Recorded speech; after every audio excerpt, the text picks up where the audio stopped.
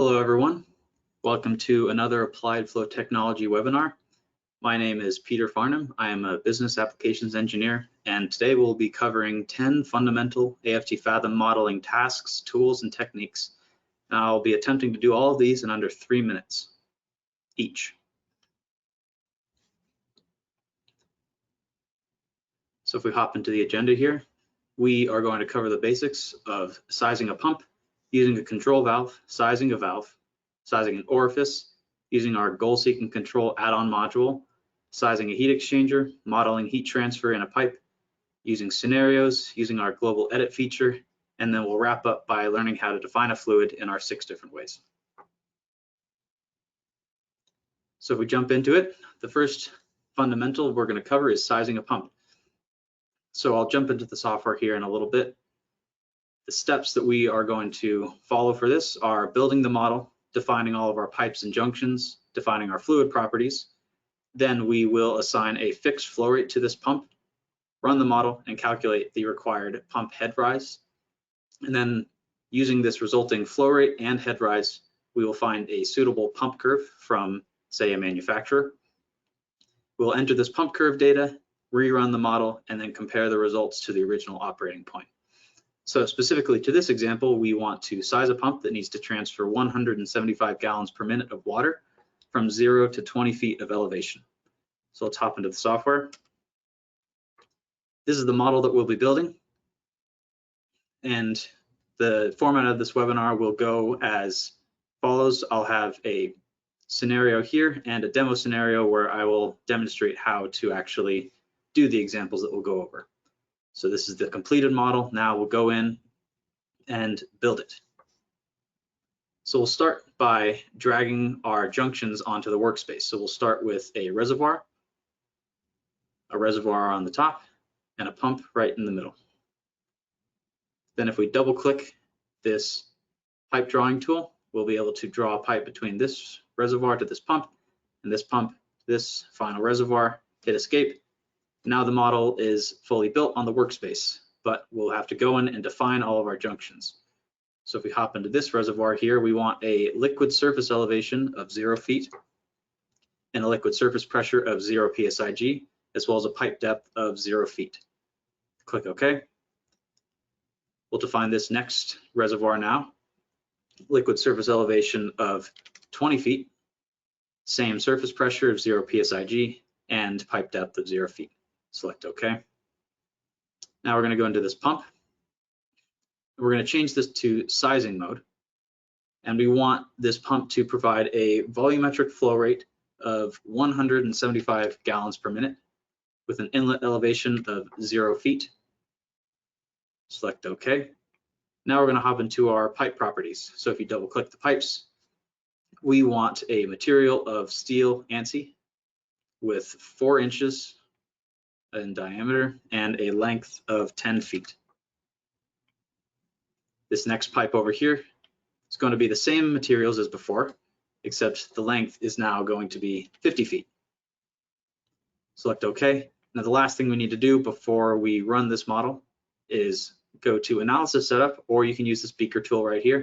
If you head into Analysis Setup, we want to open the Fluid Properties menu. We want to add water to this model. In this case, water is already added, but you would either double click this or add it to the model, and we want to specify 70 degrees for the fluid temperature. Now we click OK. Now we can run this model. And select Output. In the top here, you'll see this Pump Summary tab, and you'll see that this 175 gallons per minute flow rate that we defined is seen here, as well as the head rise that we need in order to meet that in our system. So 21.04 feet of head is required. We can take these 2 parameters to a manufacturer and select a appropriate pump with a pump curve. Now for this example, I have previously sourced data for this pump curve that I will enter now. So we'll select this pump curve radio button, enter the curve data, and off to my right I have an Excel sheet with these values all inputted. So I'm just going to copy that and paste it into here. Now we have a pump curve. We'll hit Generate Curve Fit now, and you can see our pump curve right here. Select OK. OK one more time. Now we're going to rerun this model. And if you see in our pump summary, the head rise is 21.04 feet, just like before, and the volumetric flow rate is nearly the same as before at 175 gallons per minute. So now we have an appropriately sized pump. And this pump results menu can show you various parameters of your pump that you input and that the software calculated by pressing these three dots right here.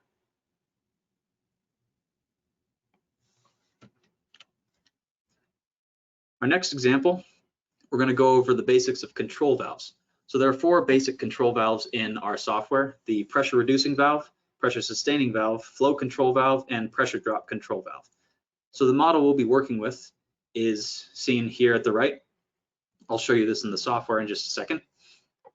The idea behind these four different types, for this example, we are going to assume that for the PRV, we want to control this downstream pressure in order to protect this heat exchanger of overpressurization. This pressure sustaining valve, we want to ensure proper pipe pressurization before this control valve. The flow control will do exactly as it sounds. It will control the flow throughout this system, say for a design requirement for this heat exchanger. And the constant pressure drop we can use to represent a piping component where maybe you know the pressure drop and just need an approximation in order to continue analyzing your model. Let's hop into the software and I'll show you what's going on with this. So here's our model. We'll go into our demo scenario for this. I might mention that these scenarios here, we'll discuss them later, and I'll give you more detail on how to use these and what they're useful for. So we're going to start here by going into our control valve junction, and we want to specify a pressure reducing valve with a set point of 50 psi. Select OK. Now we'll run this model, and you can see that the pressure in pipe 100 is 50 psi.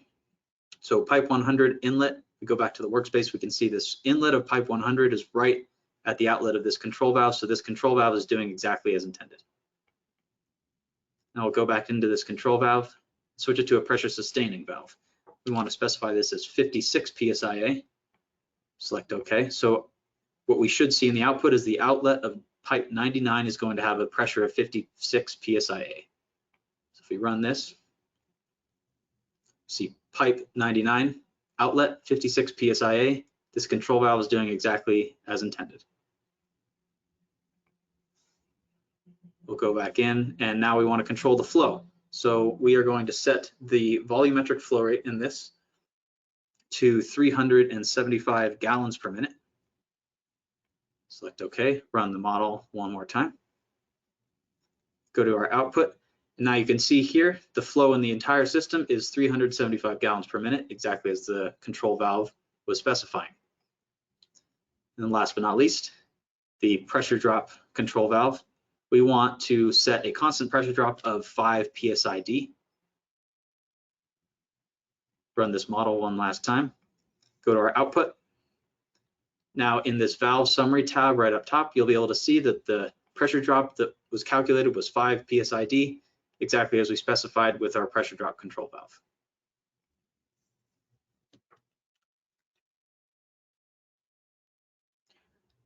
The next example we'll go over is sizing a valve. So the steps to this are we will place a control valve in place of this valve, and that will help us size a true valve in our system. I'll show you what we're talking about in just a second in the software. And we will enter the control valve or the valve's desired flow rate or pressure. For this example, we'll use flow rate, run the model, and then use those results to properly size the valve. So specifically, we want to size a valve pipe between two reservoirs by adjusting its CV value such that the volumetric flow rate in the pipes is 500 gallons per minute. Let's hop into the software. Go to our valve scenario. So this is going to be the final, this is what the final model is going to look like. So I'll build this in front of you guys right now. place our reservoirs on the workspace, place a control valve in the middle. You can double click our pipe drawing tool, draw these pipes in between. And that's that. So now we're going to go into each one of these and specify our pressures. So we have a liquid surface elevation here of 0 feet, and we want a pressure gradient in this system to drive the flow. So we're going to start with a pressure of 100 psia at the liquid surface. Select OK here. Same for the right reservoir, 0 feet. Pressure of 60 psia. So now there is a pressure gradient for the flow to be driven throughout the system. We'll open this control valve, and we want to control the flow at 500 gallons per minute. And a couple more things, specify our pipe materials. For this, we want steel ANSI. We want 6-inch pipes, and each of these pipes are going to be 100 feet long. We'll go into pipe 111, 100 feet. You can see all these parameters are carried over from the previous pipe. Now, one last thing, we want to make sure for this example, we're going to be using water. Since previous scenarios that I was going over were handling water, that was carried over to this scenario, and it's already input into the model. 70 degrees, water, all good to go there. Select OK. Now we can run this model. We go to our output, we go to valve summary. You can see we have two values, our CV and our K factor. For this example, we're going to be using our CV to size our valves. So what this control valve calculated is that we need a CV of 80.47 in order to achieve this 500 gallons per minute flow requirement. So if we go back to the workspace, we're going to hold the control key on our keypads and drag this valve directly over the control valve. If we release it, it's going to morph that junction into a true valve. Let's open up this valve. You can see there's a lot of parameters we could input. For this example, we're just going to use user specified and select a CV of 80.47 as the software calculated for us.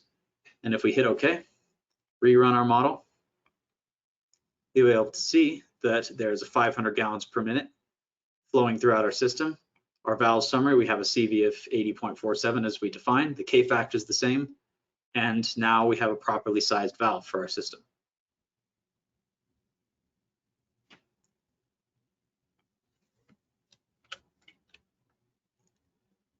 This next example is going to be very similar to the valve sizing, except instead of sizing a valve, we're going to be sizing an orifice. And it's going to start the same way. We'll use a control valve as in place of the orifice. We will enter a desired flow rate, run the model, and then use the resulting equivalent orifice size in order to morph an orifice on top of this control valve and have a properly sized orifice for our model. Let's go back to the software. Here's our completed model, orifice to reservoirs. Now I'll go to the blank one. And I'll speed this one up just because we went over something very similar just before. Control valve in the middle, pipe drawing tool, pipe 1, pipe 2. Let's open this, 0 feet. We have PSIA, 100 PSIA liquid surface pressure. We want a liquid surface elevation of 0 feet, 60 PSIA. Select OK. Now, same as before, we want a volumetric flow rate of 500 gallons per minute moving throughout the system. 6-inch steel pipes, 100 feet long each. Here we go. Now let's run this model and go to our output. So you'll see with this output, there's a new parameter right here. This does not show up automatically. What you will need to do is go to our output control. If you go to valves, you can see this equivalent orifice diameter used to be over here. You can see it actually right here.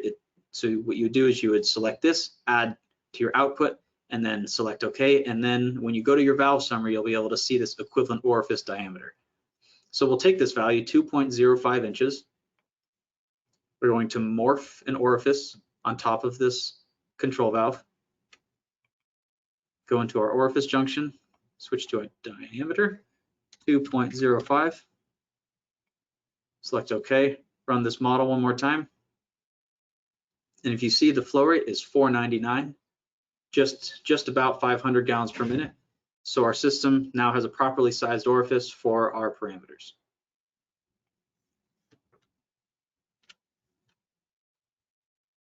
All right, number 5, we are going to learn how to use the goal seeking control add-on module. So we are going to use a model very similar to the valve sizing and orifice sizing, except in this case, we are going to be using this GSC add-on module. And I'll hop into the software and explain a little bit more of the capabilities of this. Since we just built this a couple times, I'm going to have this already made on the workspace. So we're going to be sizing this valve in order to have a 500 gallons per minute flow rate throughout the system. Same parameters. This is going to have 100 psi A and 60 psi A to drive that flow. Except the only difference now is we are going to make sure to check this GSC module box and make sure it's in use.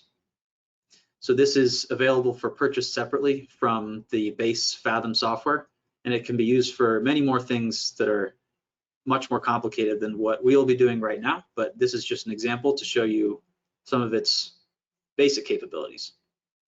So what you'll do is, say you'll have a system with 1 to however many goals. You can add as many goals as you'd like, and that might be volumetric flow rate in a pipe, or mass flow rate in a pipe, pressure drop, anything. I'm going to delete these for now. And then what you'll do is add variables in order to reach those goals that you set. So for this example, we are going to have a goal of volumetric flow rate of 500 gallons per minute in pipe. You can either use pipe 106 or pipe 107, either one would work. For this example, let's just do pipe 106. This is our goal, and what we're going to vary in order to get that goal is a junction. We are going to change that to a valve. You can see you can do as many as you'd like. And we're going to vary the loss value. Okay. Now if we select OK, you'll see this V, which stands for variable, and G, which stands for goal. We're going to vary the loss value in this valve in order to achieve the flow rate in this pipe. So now if we run this model, you can see this GSC calls to solver in the solution progress menu. And if we go to our output, you'll have these GSC variables and goals tabs. If you go to the goals tab, you'll see that our goal of 500 gallons per minute was achieved. And the variable that we varied in order to get there was our valve loss value, which is 80.47, the exact CV that we calculated previously with the control valve. So as previously mentioned, this feature, this goal seeking control module, can be used for much more complicated systems, but for this example, I wanted to keep it simple and show you the basics.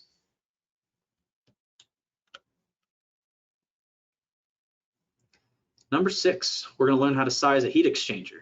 So I'll hop into the software in just a second. We want to build a model with a heat exchanger and determine the heat rate necessary going into it in order to maintain an outlet temperature from the heat exchanger of 125 degrees Fahrenheit.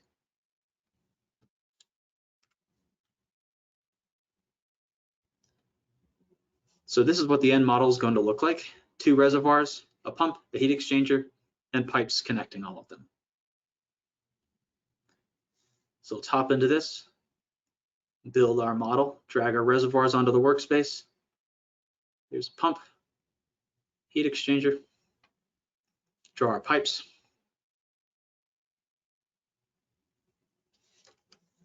Now, before we start defining properties of our junctions and our pipes, what we want to do is go to Analysis Setup, under Fluid Properties, since we're now dealing with heat transfer, we want to switch this heat transfer and variable fluids tab.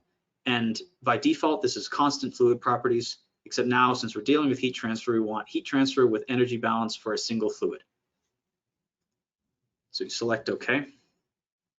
Now we'll define our parameters in our heat exchanger. So this surface elevation, we want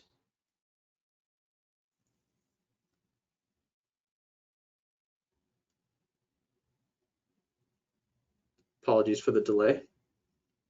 We want a 10-foot surface elevation, an entrance liquid temperature of 20 degrees Fahrenheit.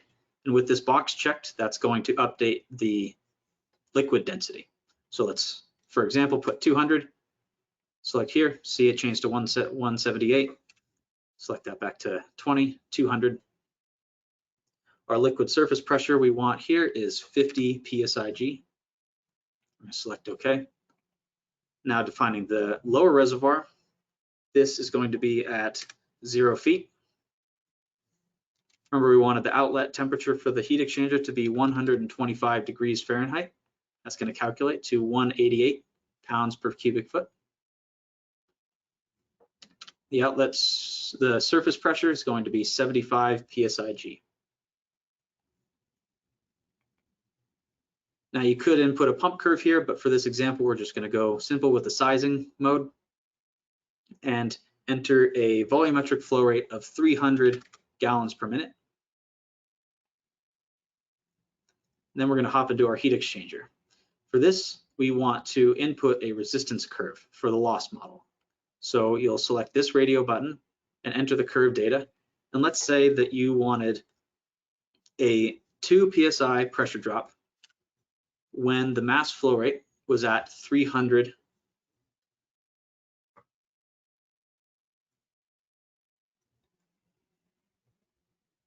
apologies for the delay again, 300 pounds per second. Now, let's say these are the parameters you would like. So you would hit fill as quadratic, and in this window, it'll fill this as a quadratic function. So if we generate the curve fit, you'll see this parabolic shape. Select OK. Now, before we leave this, we'll go to our thermal data tab. And this is where you can model various different types of heat exchangers, cross-flow, parallel, anything you'd like. For this example, we want to control downstream pressure, 125 degrees Fahrenheit. Select OK. Now we need to make sure that we're defining our pipes properly. For this example, we want to use stainless steel, and we are going to have 4-inch pipes. Change the schedule to schedule 40S. This left pipe is going to have 10 feet. The middle pipe, these properties should carry over. We're going to have 20 feet. And the right pipe, we are going to have 10 feet. And lastly, I should point out that we are not going to be using water for this model. We're going to be using liquid bromine. That comes from the AFT standard fluid library, and this is going to be at 20 degrees Fahrenheit.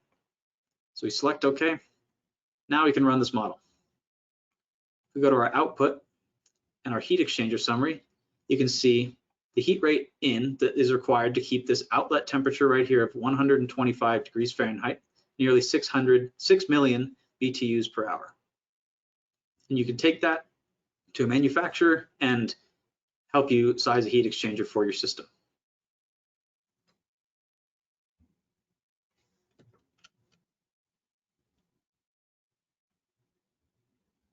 Number 7, keeping along the lines of this heat transfer theme, we're going to learn how to model heat transfer in a pipe. So for this example, we are going to have a simple 3-component model, and it's going to contain a 100-foot long pipe with an inlet water temperature of 150 degrees Fahrenheit. And we want to see how much temperature loss this pipe is going to have along the length of the pipe. So here's what the model is going to look like. We'll go into this demo version and build this out.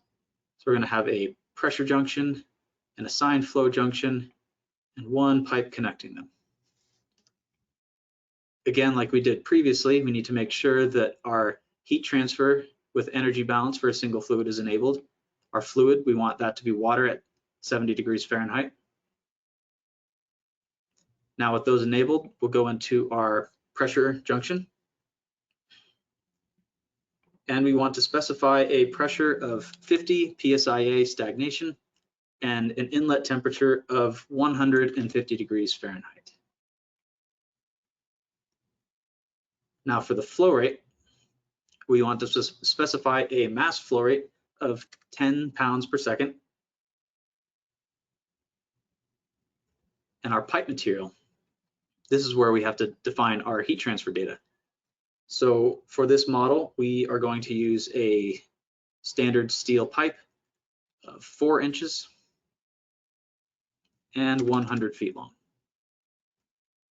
Now before selecting OK, like I almost did just there, we need to make sure to define our heat transfer. So currently it's labeled as adiabatic. So we want to change this to any number of these. For this example, we're going to use convective heat transfer. And we're going to keep everything as default except for our external resistance. We're going to do a user specified of 15 BTUs per hour foot squared Rankine and ambient temperature conditions of 50 degrees Fahrenheit. Now if we select OK, the model should be ready to run.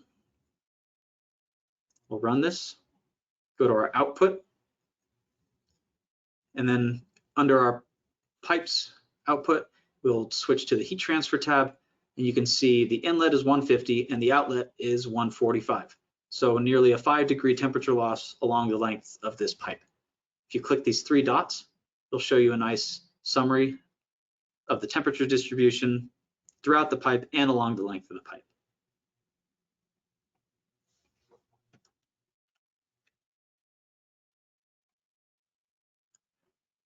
One of our most useful features in the software is scenarios. And you can see with all of the previous models I've been doing, I've had numerous scenarios to showcase various features of our software to you guys. So for this example, what we're going to do, and one of the most useful parts of scenarios, is to model various things about systems such as pipe size and flow rate, and analyze all of these without having to create hundreds of model files. So you can see right here, we're going to go back to our sizing a pump example, if you recognize this model. And we are going to run a bunch of different scenarios sizing this pump with 4-inch, 6-inch, 8-inch, and I'll do in a bit, I'll add a 10-inch pipe at these various flow rates. So what I'm going to start by doing is cloning this group of scenarios. So I'll clone with children. Then I'm going to change this to 10-inch pipes. Select OK. Now you can see there's a whole set of scenarios that just appeared.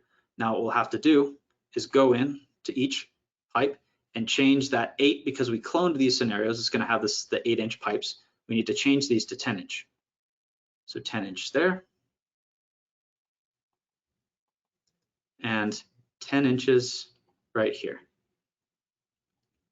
Now, it looks like not much happened right there. However, because this scenario is a parent scenario to all these children, that parameter that we just updated with the pipe diameter is going to update on all of the children's scenarios because they're a linked parameter. So, for example, let's go into this 200 gallons per minute, open up a pipe. You can see this is now 10 inches. So click OK. Another really useful feature that I'm going to show you guys is what's called a batch run. So we just created all these scenarios. As opposed to running them one by one, what we are going to do is go to File, Start a Batch Run. We're going to add our scenarios to it. We want to analyze all 4 of these scenarios. We'll click OK. And then if we click Start Batch Run, it's going to run all 4 of those scenarios back to back. So there's one. There's that second one. third one, and then finally the fourth one. And then it'll give us this batch run status output with no errors. That's always good. We'll close. And now let's jump into the 225 gallons per minute scenario. We can use this output window to analyze, let's say, all of the 225 gallons per minute scenarios for 4-inch, 6-inch, 8-inch, and 10-inch pipes. The way we'll do that by going to our output control on the top left, multi-scenario, select our scenarios, go down to the ones that we want to analyze all together. So this 225, 225, 225. So all 4 of those will be in there. Select OK. You can change these colors if you'd like. Now, if we hit OK, you'll see there are 4 different outputs for our 4, 6, 8, and 10-inch pipes. And you can see if you were sizing this pump for all these different scenarios, you would see the head rise across all these flow rates for these different pipe sizes.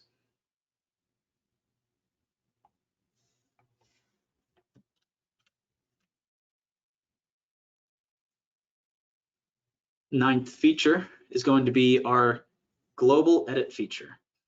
So if you've noticed, for all of the models that I've done so far, I've gone in and edited each pipe and each junction individually. What this global edit feature can do is edit a bunch of pipes or a bunch of junctions all at the same time.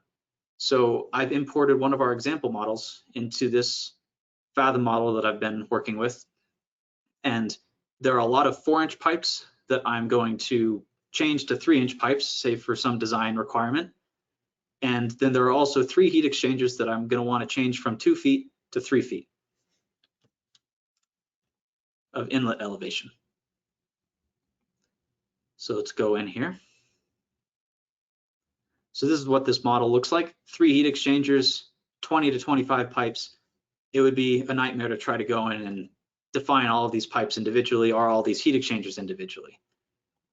So as I was mentioning before, each heat exchanger has an inlet elevation of 2 feet. And let's say we want to change that to 3 feet. So what we're going to do is go to this global edit right here. You can also get to that through the workspace, global edit. We're going to go to global junction edit, heat exchangers. You can select as many as you'd like. For this example, we'll do all of them. We're going to select our heat exchanger data. Now our inlet elevation, we want to change to 3 feet. Click OK. Now this is the data that we are going to apply to our model. Inlet elevation, 3 feet, apply those selections, select OK. Now if we go back to our model data tab under our heat exchanger, you can see now all of the inlet elevations are 3 feet and we're changed from 2 to 3. Now we're going to do the same thing with our pipes. You can see these are all of our pipe sizes, lots of 4-inch pipes. And we want to change all these 4-inch pipes to 3-inch pipes. So we'll go back to our global edit, open up global pipe edit. And this is a cool feature that we have called select special. We're going to choose a selection type of pipe input properties. We want the pipe inner diameter to be between 3 and 5 inches. So this is going to select all the 4-inch pipes. Now, if we select the pipes, now it automatically looks through the model and sees which pipes are 4 inches, and it will mark them with a checkbox. So we'll click OK. Now we'll select our pipe data. Go to a 3-inch pipe. Click OK. Now this is the variable we want to change. So we'll select that checkbox, apply the selection. Now if we click OK, you'll see all those 4s just changed to 3s, and in a fraction of the time of doing it one by one.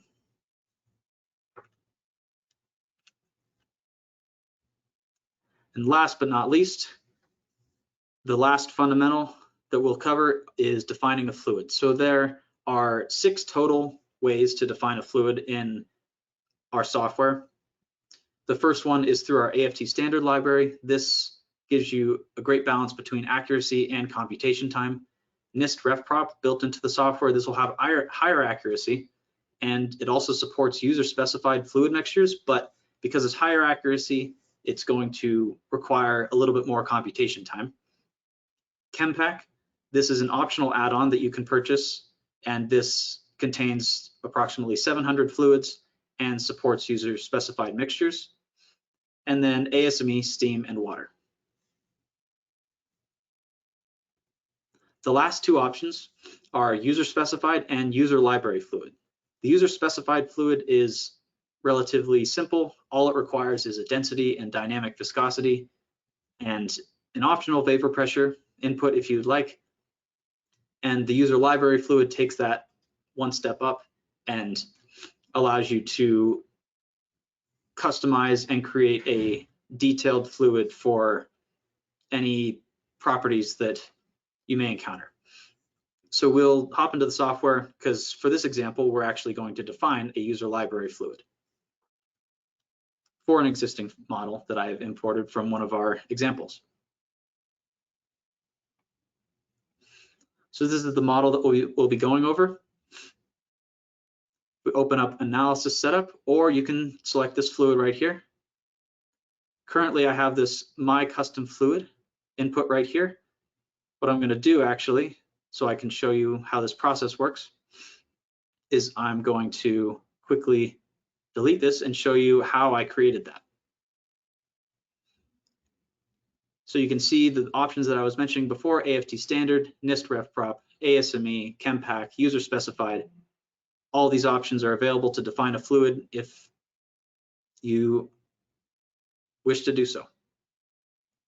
So we'll edit this fluid list. We'll add a new fluid, and let's call this my custom fluid. We want a maximum allowable temperature of 750 degrees Fahrenheit, minimum of 54. And then for the sake of time, I have an Excel file open to my right where I will copy this data for this fluid and paste this in. What you can also do is import from a CSV file using this import from file button. What I'll do is generate a curve fit. Now you can see these fluid properties on a graph. Click OK, close. If I go away and go back, it'll load this. Now we have my custom fluid in our model. Double click, or you can click and add to model. Let's say you want it 100 degrees Fahrenheit. Now we select OK, and you can see now this fluid, this custom fluid is defined in the model, and you can run with that if you do not see the fluid that you would like to use in our predetermined libraries.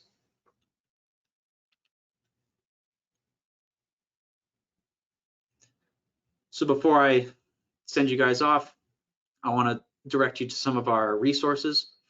So our help site will contain a lot of the information that I covered today. This is docs@aft.com.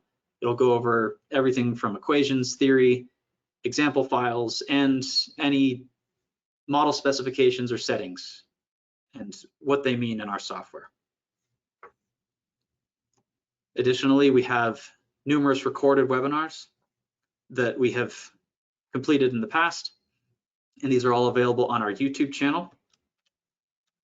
So you can see if you are confused about a topic or want to learn something new, we probably have a webinar on it. So go check us out here.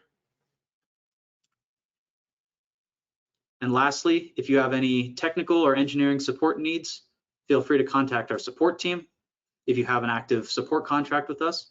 And if you need any sales support, feel free to contact sales@aft.com, or either of the above we can be contacted via our phone number up top. And lastly, I want to thank you all for attending. If you have any remaining questions from this webinar, please email them to webinars@aft.com, or if you would like to suggest any topics for future webinars, email them to that same email address. So thank you all for attending, and I hope to see you guys at one of our future Applied Flow Technology webinars.